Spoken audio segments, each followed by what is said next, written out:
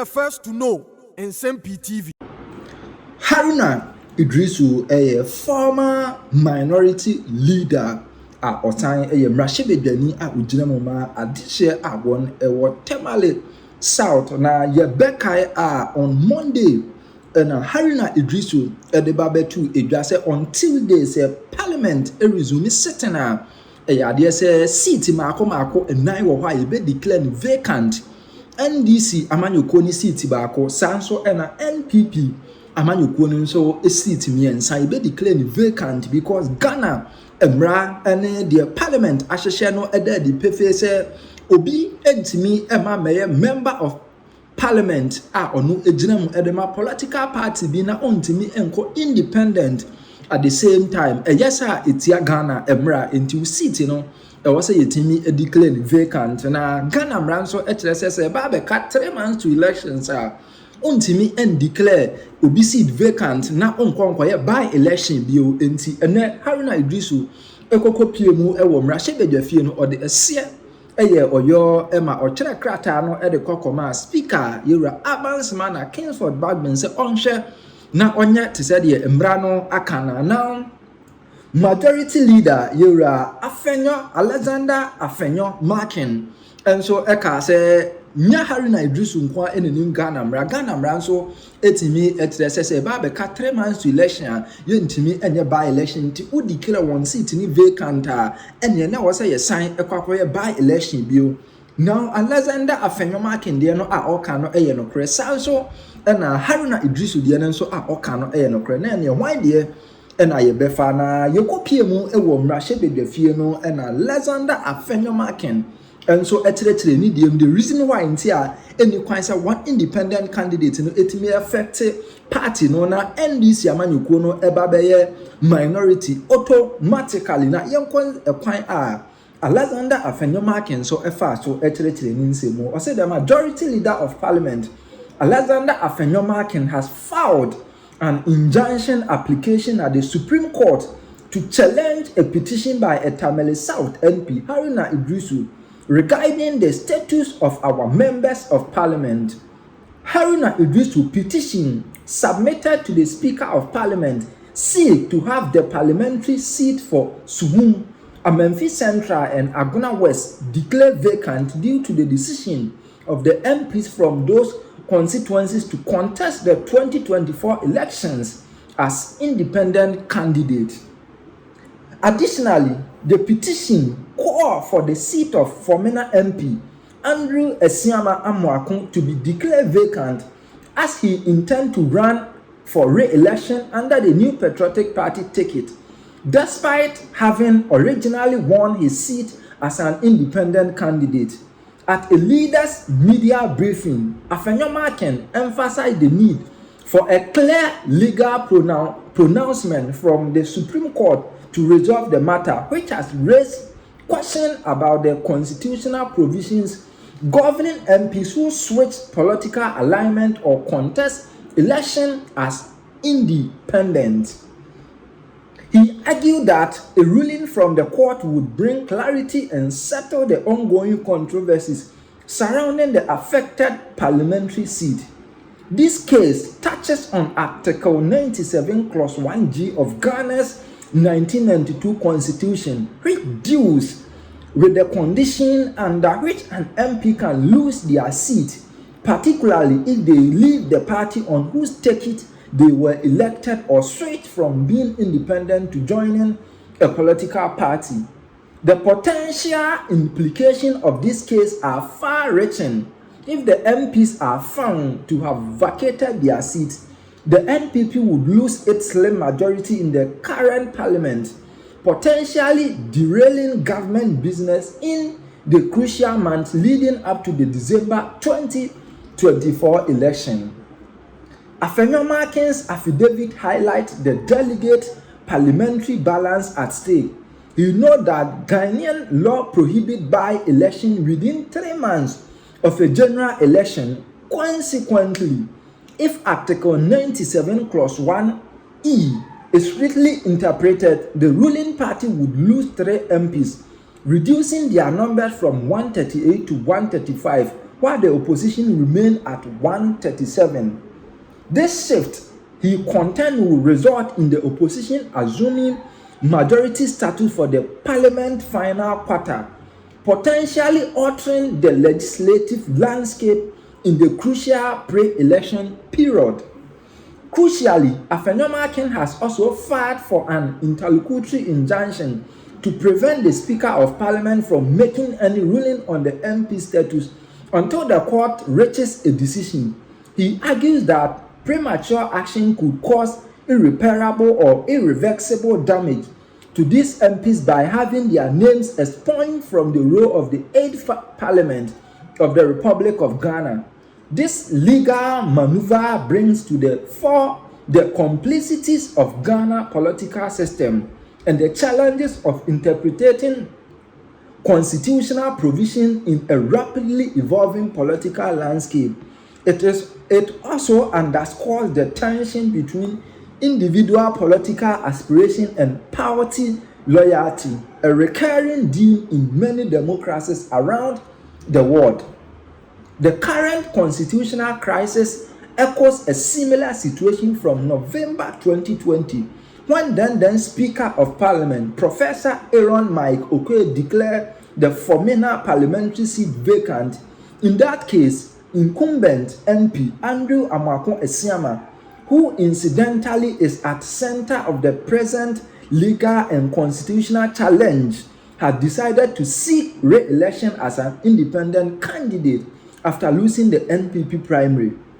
Okoye's decision was based on Article 97 Clause 1G of the 1992 Constitution, the same provision now at the center of the current dispute. At the time, Okoye argued that having fortified the membership of the party on whose ticket he was elected to Parliament, the operative language of the Constitution is that shall, which is mandatory, vacate his seat in Parliament. The precedent add weight to the opposition current stance. However, Majority Leader Afenyo Markin's legal challenge seeks to distinguish the present circumstances, arguing that the Member of Parliament decision to run as independent in the upcoming election should not affect their status in the current Parliament.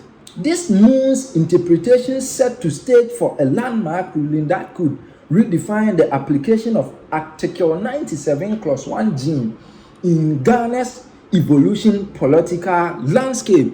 Enti Afenyo Markin say ma abans man Kingsford Bagbin make changes there until say the Supreme Court of the land etimi eden stamp esiso ansana Afenyo Markin ansana Bagbin etimi declare one seat in vacant, because who could declare vacant when the Supreme Court in to release any quasi declare man, it means a fort on our course in a more than sanka ubetimi a repair into this year the moon to me and falling sanka until say the timi ako Supreme Court on aba ema Supreme Court in ruling etimi aba beto abontin ABC during Michael Okoye time nanso enya ade se ono etimi declare obi seat for vacant.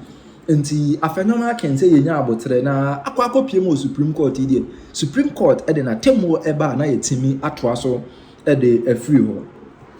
Majority MPP MPs and one NDC MP are at risk of losing their seats with barely 2 months until the expiration of the 8th Parliament. Now, former Minority Leader Haruna has signaled that his side will trigger the appropriate constitutional standing order provision to declare seats of these 4 MPs vacant, with Parliament currently constituted 138 and 137 for NDs, for the MPP and the NDC MPs.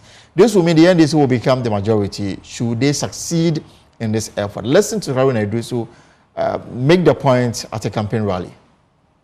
On Tuesday, the Parliament of Ghana will reconvene. And when it reconvenes, I am very certain that Parliament and Ghana will go through a major constitutional test. And that constitutional test is that the NDC minority must become the majority from Wednesday next week. I assume, and this must happen if there is constitutional and legal proprietary in Ghana. Because any nuanced interpretation of Article 97 provides that if a member of parliament on a political party ticket like NPP defects and fails to be independent, that MP ceases to be member of parliament.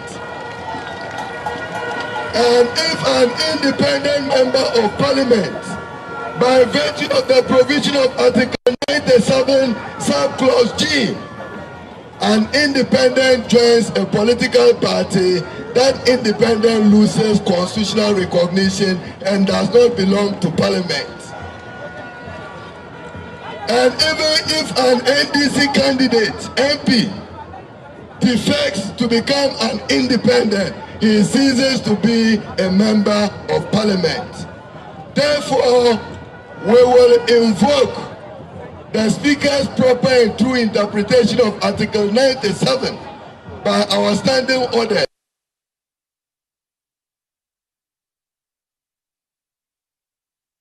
So let's get to understand this matter more forcefully. Now, Parliamentary Affairs correspondent Kweku Asante joins me in studio with more. So, Kweku, share with us the procedure for such an exercise. Well, so ordinarily, if the precedent that has been laid, the precedent laid in 2020 is anything to go by, the political parties would usually communicate to Parliament that this member of Parliament who came here on our ticket has since decided that he's going to go independent, for which reason we have expelled him from our political party, and so on the strength of Article 97 of the Constitution must lose his seat.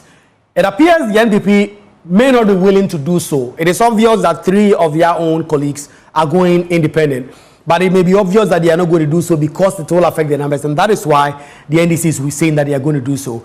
And given that this is a constitutional matter and also a standing orders matter, any member of Parliament for that matter can rise on the floor and raise a matter either by motion or whatever procedure that person may adopt, and communicate to the Speaker that these persons are flouting the specifics of this constitutional provision, for which reason he or she believes that these persons should not continue to hold on to their seat. So what we expect tomorrow, Haruna Idrisu or the minority leader or any other person so appointed to do so will do, is that a motion of a sort will be moved on the floor, specifically calling the name of these persons with evidence that they have successfully filed with the Electoral Commission to either contest as independent candidates or either the independent candidate who is now contesting as a member on the NPP side, for which reason they will invite the Speaker of Parliament, Bagbin, to make a ruling. If the Speaker of Parliament makes a favorable ruling, then that will mean the Speaker of Parliament will consequently declare these 4 seats as vacant because of the specifics. And the names of these persons, right. Peter Yaokwachiaka is currently the NDC MP for Memphis Central. He lost in his bid to return to Parliament in the NDC primaries. He lost to Madam Joanna Kujo. And in fact, that election was challenged in court. And given that the time for the race for the Electoral Commission to get the nomination was closed, the NDC decided to annul the election and rerun it again. They did it again, and he lost to Madam Joanna Kujo, for which reason we understand he's peeved and going for independent. Then there is a second Deputy Speaker, Andrew Amakwesiama, who in 2020 was a sitting MPP MP, lost his parliamentary primaries as well, and decided to go independent, for which reason he was expelled at the time. This time around, he is back in the fold of the New Patriotic Party, and he's being allowed to contest on the ticket of the NPP. So he's no longer going to be an independent MP, should he win the election, and will join the NPP fold.